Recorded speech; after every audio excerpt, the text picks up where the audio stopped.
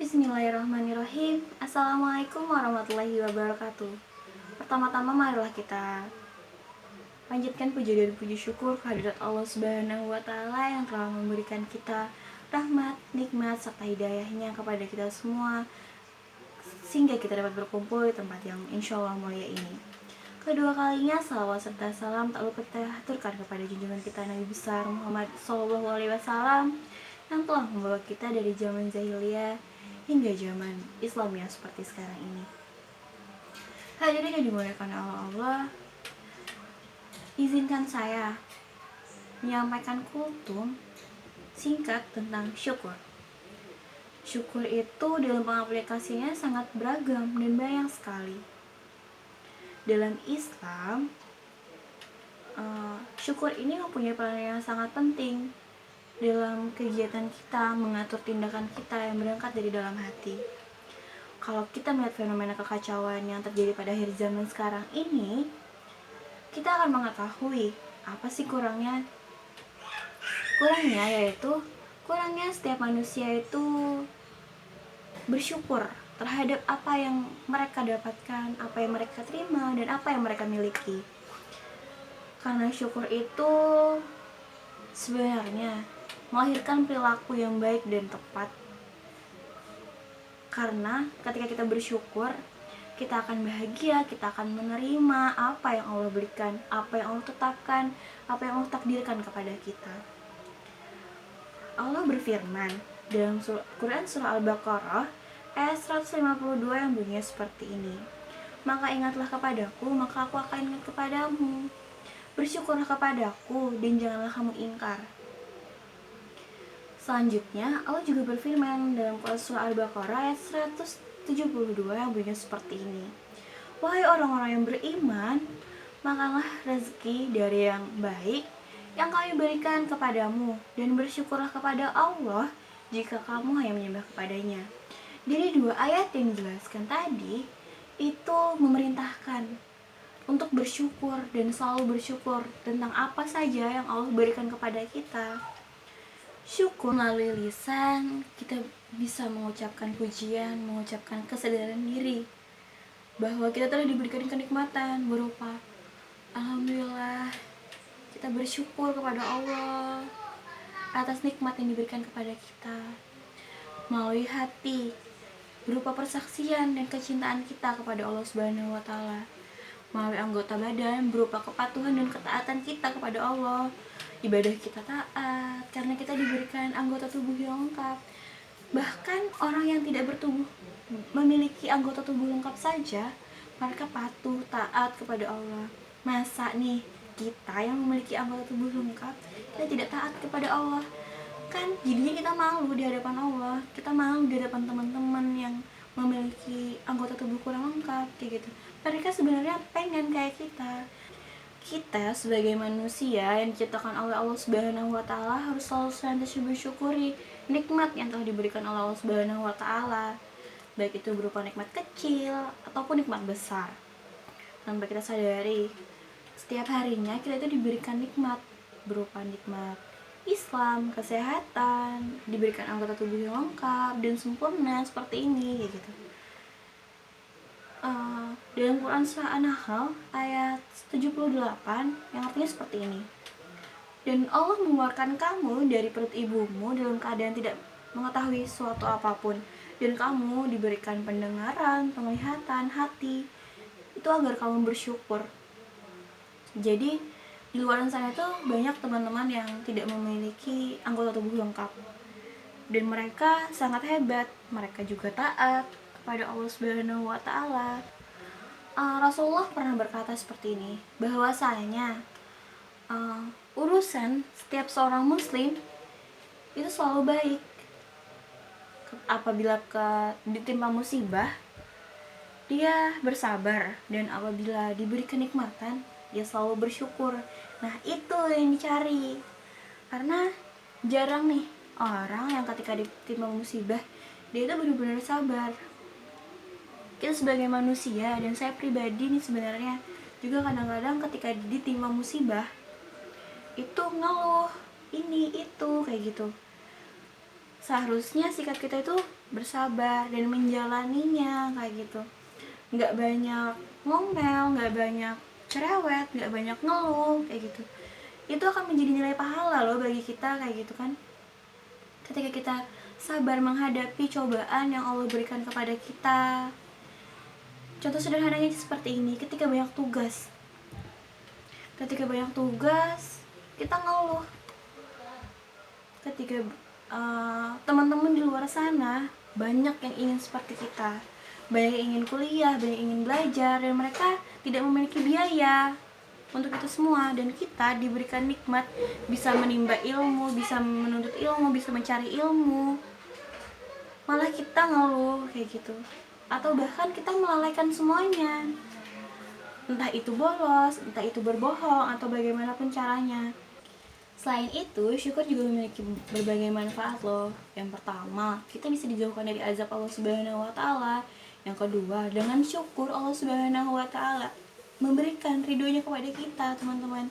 Lalu yang ketiga, dengan bersyukur kita bisa mendapatkan pahala dari Allah Subhanahu wa taala. Banyak sekali kan, selain kita diberikan nikmat, kita juga mendapatkan manfaat-manfaat lainnya dengan kita bersyukur. Jika kita bersyukur juga ini, Allah itu nggak akan segan, nggak akan merasa nggak enak atau merasa salah memberikan nikmat ke kita seperti itu, karena kita juga taat kepadanya, kita mensyukuri apa yang Dia berikan kayak gitu.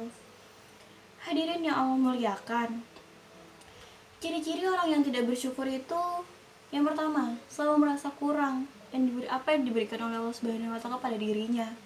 Lalu dia merasa tidak adil dengan pembagian rezeki, dengan dan lain-lain lah pokoknya. Selanjutnya, sifat seperti ini juga harusnya sebisa mungkin kita gak ada gitu dalam diri kita. Kenapa? Karena sifat ini sangat buruk. Karena kita harusnya itu tadi, harus bersyukur dan bersyukur, karena Allah itu pasti adil dalam pembagiannya. Makanya jangan lupa taat kepada Allah. Orang yang bersyukur kepada Allah Subhanahu wa taala adalah orang yang menggunakan kenikmatan itu dalam rangka beribadah kepada Allah, seperti beramal soleh kayak gitu, menggunakan nikmat kesehatannya dan nikmat berupa harta. Dan ketika dia diberikan nikmat rezeki, dia beramal soleh kepada orang-orang. Terus ketika dia diberikan kesehatan, dia beribadah kepada Allah. Dia menginfakkan sebagian hartanya kayak gitu. Itu menimbulkan rasa berbagi, rasa kesenangan, rasa memiliki itu. Jadi kita salurkan kayak gitu kepada teman-teman, kepada saudara-saudara, kepada tetangga-tetangga kita. Jadi kebahagiaan, kenikmatan itu tidak kita rasakan sendiri. Jadi dengan kita bersyukur, itu kita memberikan juga nikmat kepada orang yang kita berikan itu, dia merasa bahagia, dan kita yang memberi ketika buat orang lain berbahagia, otomatis kita akan berbahagia juga kan. Dari situ kita akan merasakan lebih lagi nikmat yang diberikan oleh Allah Subhanahu wa taala.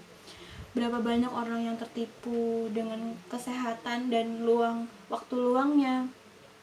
Berapa banyak orang yang tidak menggunakan kesehatannya itu dan waktu luangnya itu. Banyak orang yang ketika diberikan sehat, mereka malah jalan-jalan, mereka malah senang-senang, hura-hura. Seperti itulah.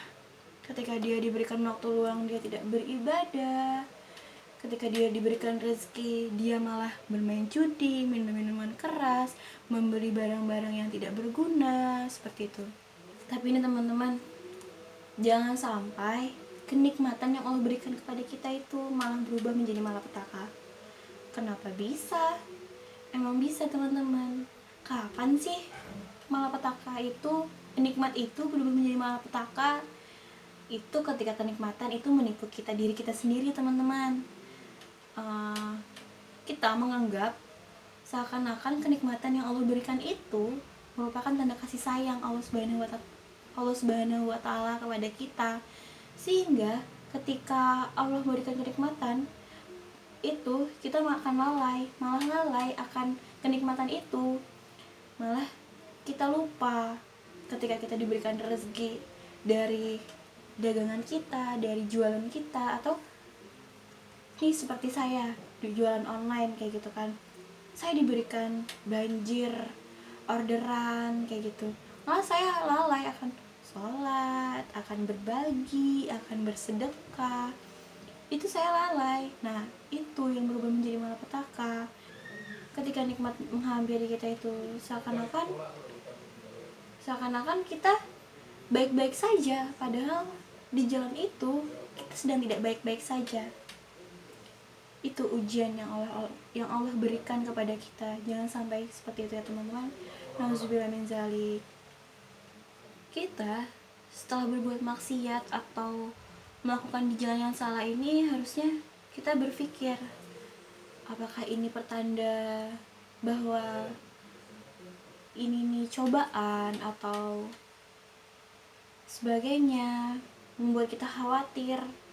Harusnya kita seperti itu. Ketika kita diberikan nikmat yang besar, itu harusnya kita khawatir, apakah ini selama ini saya kurang dalam beribadah, kurang dalam bersedekah, sehingga kita diberikan nikmat yang lebih, supaya kita lebih bersyukur. Allah itu mengingatkan kita dengan cara seperti itu, kayak gitu. Maka teman-teman, kita diberikan nikmat Allah Subhanahu wa taala, wajib banget mensyukuri nih. Janganlah teman-teman jadikan kenikmatan itu sebagai parameter seseorang diberikan oleh Allah itu kebaikan. Enggak teman-teman, parameter atau ukuran seorang mukmin tiada lain adalah keimanan dan ketakwaan.